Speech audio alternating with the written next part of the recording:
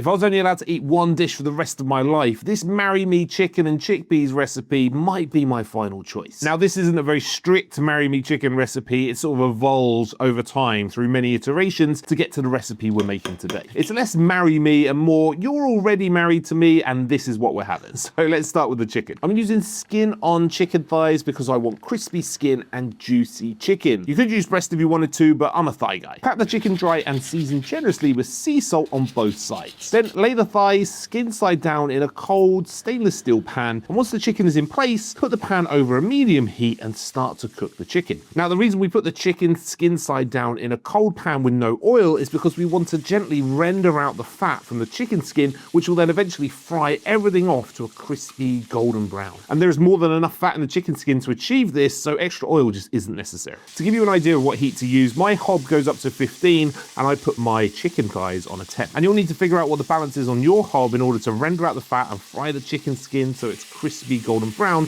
but not so high that it ends up burning the chicken. So I'd err on the side of caution if this is your first time doing it and have it maybe a little bit lower than you think you need. You can always turn it up. Once the chicken skin is golden brown and nice and crispy, you can flip the thighs over and cook on the other side. The thighs should just come away from the pan easily, so if they're still stuck to the pan when you try and flip them, give them a little bit more time and try again after a minute or two. Once the chicken is cooked on the other side for 3 or 4 minutes, remove the thighs from the pan and put to one side. Now it's time to build our marry me sauce base. Now, if you want the full recipe all written out, you can find it over on my Patreon. It's a great way to support the channel and find all my recipes in one place. Roughly dice an onion and throw that into the pan, and using a wooden spoon, give the diced onions a stir. We're not just softening the onions here. What we're trying to do is lift that fond off the bottom of the pan. The fond is this golden brown residue left behind after frying the chicken, and it's basically all the natural sugars and proteins in that chicken that have caramelized and stuck to the bottom of the pan. There is tons of flavor in the fond, and we don't want to waste it, so we want to get it into our sauce. If left unchecked, there's a good chance it will burn. So we use the moisture in the onions to dissolve or deglaze the fond and help bring it into our sauce. So use your wooden spoon to scrape the bottom of that pan as you stir and sweat the onion. Once the onions are soft and a little translucent, add some freshly grated garlic, stirring everything together, followed by some smoked paprika, plenty of black pepper, and some dried chilies. Now at this stage, you could just use dried chili flakes, and that will give you just a generic heat to the sauce. But if you want a bit more depth of flavor, I'd highly recommend using some whole dried chilies. You can use whatever you want, ancho, guajillo. I've got some arbol here, which I really like because they're a little bit sweet, a little bit smoky, but they pack a punch. So I'm going to throw a couple in, but really at this stage, you can put as much or as little as you like it. Next, we go in with a generous amount of tomato puree and give that a little cook out for a couple of minutes over a gentle heat, stirring all the time so that nothing catches. Then we halve some tomatoes. I usually use cherry tomatoes for this, but I saw these ones in the supermarket and they just looked fantastic, so I couldn't resist. We also drain a jar of sun-dried tomatoes, removing as much oil as possible, and then roughly chop through them. Tomatoes and sun-dried tomatoes into the pan, along with some fresh thyme and rosemary, and continue to cook over a gentle heat, stirring all the time until those fresh tomatoes just start to break down. Then we can move on to the final stage of our sauce. So normally for this recipe, I only use chickpeas for the sauce, but recipes are just guides at the end of the day. So if you don't have chickpeas, you can substitute them for something else. I've only got half the amount of chickpeas I really need for this recipe, so I'm going to substitute the other half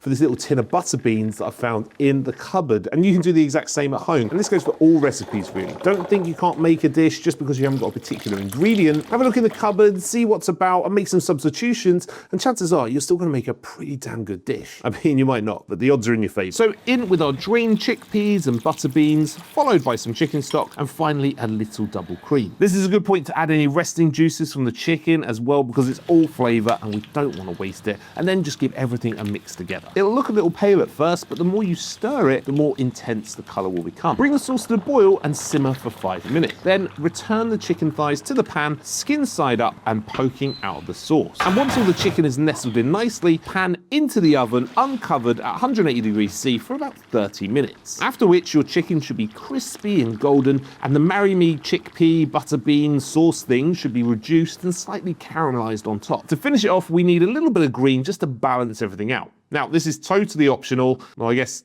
To be honest, it's all totally optional, but I do think this finishes off the dish really nicely. Remove the chicken from the pan and keep warm. Then grab some hard Italian cheese, my personal preference is pecorino, and grate it straight into the sauce. Then grab some fresh basil, don't mess around with the chopping here, just tear it off the stalks and throw it straight into the sauce, along with some baby spinach. Give everything one final stir, and the heat of the sauce will wilt the spinach and the basil so quickly, you'll be wondering where it all went. Finally, taste and adjust the seasoning as you see fit, and this You're Married to Me sauce is ready to serve. Spoon generous amounts of the chickpea and beans onto a serving plate, top with a crispy chicken thigh, and if you're so inclined, add a few fresh sprigs of basil just to decorate. This is rich, creamy, tangy, smoky, and packed with flavour. It's also got tons of protein and fibre if that sort of thing concerns you, but most importantly, it's just bloody delicious. If you want the full recipe all written out, you can find it over on my Patreon. It's a great way to support the channel and find all my recipes in one place. And if you want more recipes like this one, check out this video next. I'll tell you what, if you cook this for me, I'd marry you. My wife might have something to say about it, but you know, we'd figure something out.